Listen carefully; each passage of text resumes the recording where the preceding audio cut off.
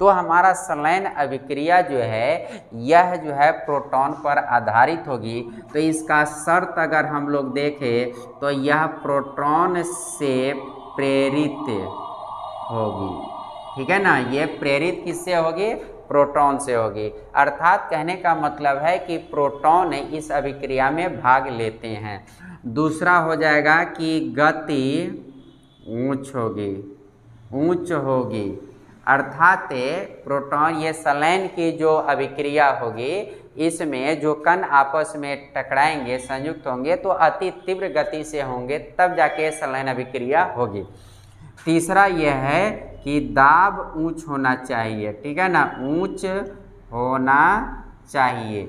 अगर प्रेशर अगर अधिक नहीं है तो यह संलयन अभिक्रिया नहीं हो सकती है।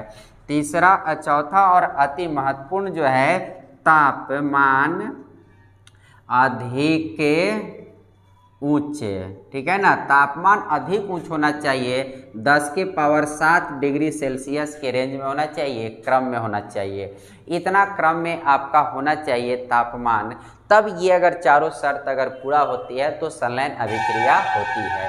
ये सब हम पहले से संलयन अभिक्रिया की विशेषताओं को हम लोग देख चुके हैं।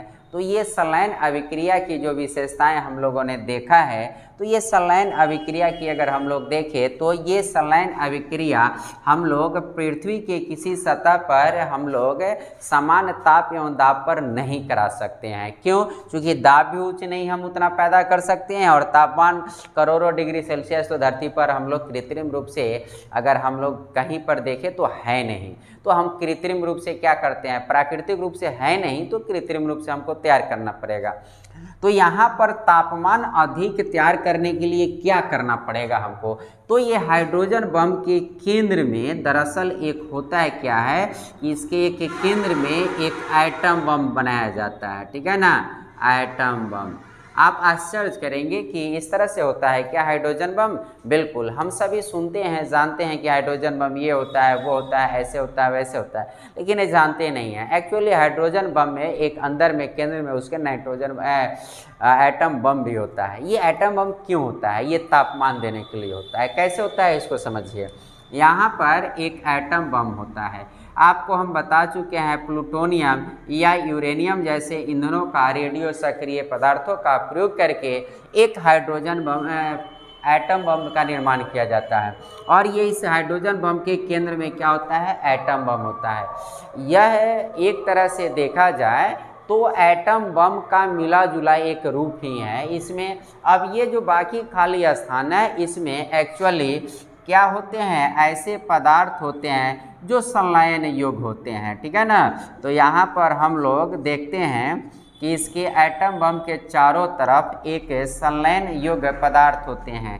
ये कैसे पदार्थ है? संलयनी पदार्थ है, ठीक है ना, संलयनी पदार्थ है। संलयनी पदार्थ कहने का मतलब ऐसा पदार्थ जिसका संलयन अभिक्रिया हो, यानी हमारा इस हाइड्रोजन बम का एक्चुअल ईंधन जो है यही है, ठीक है ना। जैसे हाइड्रोजन का संलयन होकर हीलियम बनता है, जिसको जो सूर्य के अंदर होता है, ये हम सब जानते हैं। तो ये जो संलयनी पदार्थ है, ये सब आप जो देख रहे हैं एक संलयनी पदार्थ है, ठीक है ना।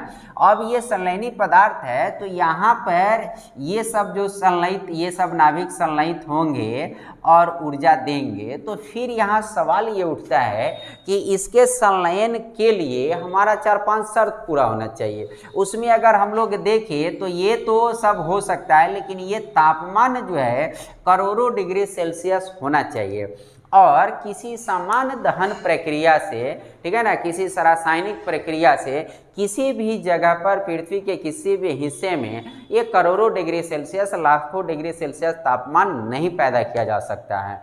और इतना तापमान जब तक हम पैदा नहीं करेंगे, यानी तापमान संलयन अभिक्रिया के लिए 10⁻7 डिग्री सेल्सियस, यानी आप 1 पर 7 जीरो रख दीजिए, तो इतना डिग्री सेल्सियस तापमान होना चाहिए। इस रेंज का तापमान होगा तभी संलयन अभिक्रिया होगा। तो ये तो प्राकृतिक रूप से संभव है नहीं धरती के किसी कोने में, तो इसलिए हम लोग कृत्रिम रूप से एटम बम से हम प्रयोग करके और इतना तापमान प्राप्त करते हैं। अब सोचेंगे कि एटम बम का ही क्यों प्रयोग करते हैं, कहे दूसरा से क्यों हम नहीं कितना तापमान पैदा कर सकते हैं। तो आप और हम सभी जानते हैं कि किसी भी रासायनिक अभिक्रिया अर्थात रासायनिक दहन प्रक्रिया द्वारा कभी भी पृथ्वी के किसी कोने में हम लोग लाखों डिग्री सेल्सियस करोड़ों डिग्री सेल्सियस तापमान नहीं उत्पन्न कर सकते हैं। तो इसका इकलौता उदाहरण बचता है, एक काम बढ़ता है कि हम एटम बम फोड़े।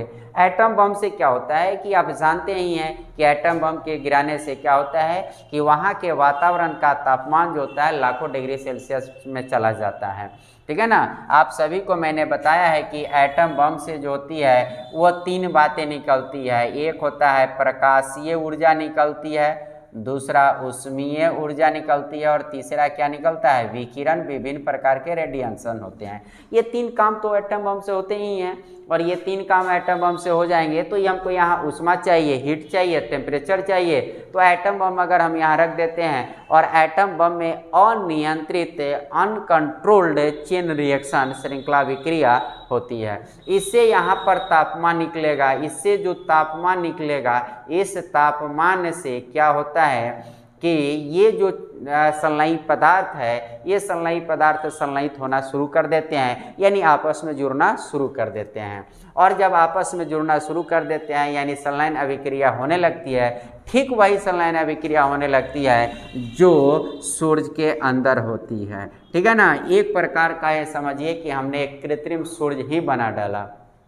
तो ये संलयन अभिक्रिया जो होती है ये सूर्य के ऊपर जो होती है ना, सूर्य के केंद्र में, वही हाइड्रोजन बम के आपके अंदर कौन सा संलयन अभिक्रिया होती है, वही जो सूर्य के अंदर होती है। यानी ये संलयन अभिक्रिया का प्रोसेस जब आरंभ हो जाता है यहाँ पर, तब यह ऊर्जा इतना देता है, यानी ये ऊष्मा उतना देता है जो आपका एटम बम की तुलना में ज़्यादा है। यहाँ तो एक एटम बम भी ऊष्मा दे रहे हैं और साथ साथ ये संलयन से भी ऊष्मा मिल रहा है, यानी एक तरह से पृथ्वी पर कृत्रिम सूर्य ही बन जाते हैं। और ये इतनी ऊष्मा देती है और इतने विकिरण रेडिएशन देते हैं कि वहाँ पर पूरा प्राकृतिक वातावरण तबाह हो जाता है और जीवन की बात ही क्या किया जा सकता है। यानी ये भी एक तबाही का बहुत बड़ा रूप है ये, ठीक है ना। ये एक डिस्ट्रॉयर है, पूरा सृष्टि का डिस्ट्रॉयर है, यानी पूरा सृष्टि डिस्ट्रॉय कर देता है। अब ये बात आप समझ गए कि हाइड्रोजन बम इस तरह से होता है। तब एक बात ये भी समझ लीजिए कि हाइड्रोजन बम गिराने से होता क्या है। पहला प्रक्रिया हम लोग अगर ये बात करें कि हाइड्रोजन बम गिराने से कहीं पर क्या वातावरण में होगा, तो हाइड्रोजन बम गिराने से सबसे पहला काम, या एटम बम कोई भी इस तरह के नाभिकीय वेपन्स का प्रयोग करते हैं, नाभिकीय बम का प्रयोग करते हैं, तो सबसे पहले वातावरण का तापमान जो होता है लाखों डिग्री सेल्सियस पर चला जाता है।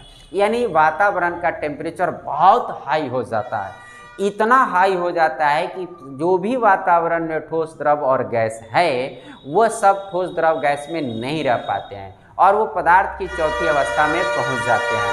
पदार्थ की चौथी अवस्था कौन होती है, प्लाज्मा होती है। यानी धरती के जिस हिस्से में आप एटम बम अथवा परमाणु बम अथवा हाइड्रोजन बम गिराते हैं वहाँ का तापमान इतना ज़्यादा हो जाता है कि पदार्थ की सभी अवस्थाएं खत्म हो जाती है, ठोस द्रव और गैस, और वहाँ की सभी पदार्थ की चौथी अवस्था अर्थात प्लाज्मा में चले जाते हैं। प्लाज्मा का उदाहरण अगर प्राकृतिक देखा जाए तो आपको मैंने बताया है कि इस धरती पर तो संभव नहीं है, कृत्रिम रूप से हम लोग कहीं ना कहीं पर रिएक्टर में करते हैं, लेकिन सूर्य जो है प्लाज्मा स्टेज का एक अति महत्वपूर्ण उदाहरण ही है। तो हम लोगों ने देखा कि सबसे पहला काम हाइड्रोजन बम के गिरने से अथवा एटम बम के गिरने से तापमान में अत्यधिक वृद्धि होती है। अब इस तापमान की अत्यधिक वृद्धि के बाद क्या होता है इसको समझते हैं। तापमान में अत्यधिक वृद्धि के बाद जो होता है ना, ये जो आपका इस धरती का वातावरण जहाँ गिरे हैं वहाँ के सभी पदार्थ के जो कण हैं हवा की तरह ऊपर क्या हो जाते हैं, उठ जाते हैं और एक बवंडर बना लेते हैं, एक बादल जैसा छतरी बना देते हैं ऊपर, ठीक है ना।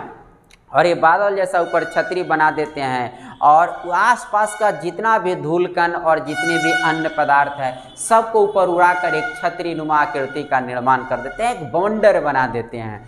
अब इससे क्या होता है, ये आसमान में इतने भयंकर बाउंडर ये छा जाते हैं और ये ट्रांसपेरेंट नहीं कहा जाते हैं, यानी ये पारदर्शी नहीं रह पाते हैं सूर्य के प्रकाश के लिए, अपारदर्शी हो जाते हैं, यानी सूर्य की प्रकाश को ये रोक देते हैं। और सूर्य के प्रकाश को रोक देने के बाद क्या होता है कि सूर्य का प्रकाश ही धरती के निचले हिस्से पर नहीं आते हैं और धरती के निचले हिस्से पर नहीं आने की वजह से क्या होता है कि नीचे का तापमान बहुत तीव्र गति से गिरना आरंभ कर देता है। इतना तापमान नीचे गिरना आरंभ करता है कि पानी भी बर्फ बन जाता है, यानी एक क्या होता है, बर्फ का जमना शुरू हो जाता है, बर्फ का बनना शुरू हो जाता है। तो यहाँ पर इस तरह से अगर जो बर्फ का बनना आरंभ हुआ, इसी को हम लोग कहते हैं न्यूक्लियर विंटर। विंटर का मतलब होता है शीत ऋतु यानी ठंडा, यानी एक भयंकर शीत ऋतु का आरंभ हो जाएगा वहाँ, यानी बर्फीली वर्षा होना आरंभ हो जाती है वहाँ पर। तो ये बर्फीली